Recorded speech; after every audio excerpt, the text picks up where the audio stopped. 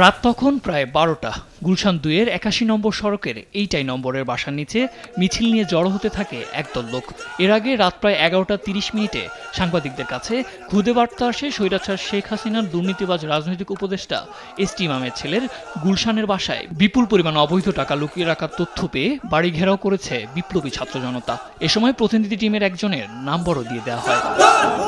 খবর পেয়ে ঘটনাস্থলে গেলে তারা দাবি করেন বাড়িটি এসটি ইমামের ছেলে ও সাবেক সংসদ সদস্য তানভীর ইমামের, যেখানে মজুদ আছে অবৈধ অস্ত্র, মাদক ও বিপুল পরিমাণ অর্থ।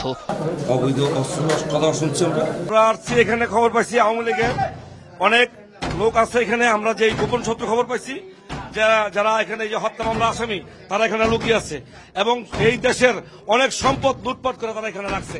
নাম পরিচয়টা একটু বলেন। আমার নাম মোহাম্মদ জুয়েল খান। কি করেন? আমি বাংলাদেশ জাতীয় চালক দল সেন্ট্রাল সাধারণ সম্পাদক।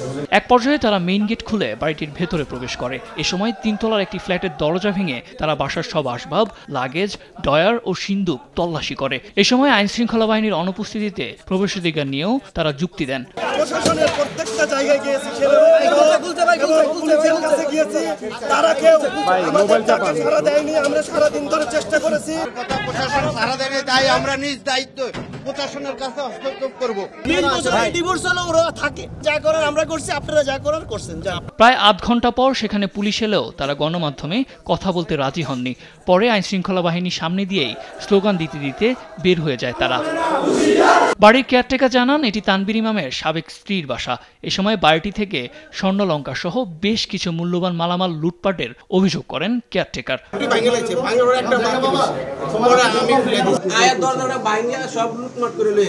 পরে সেনাবাহিনী বাড়িটি পরিদর্শন করে। সাদ আহমেদ, দেশ টিভি, ঢাকা।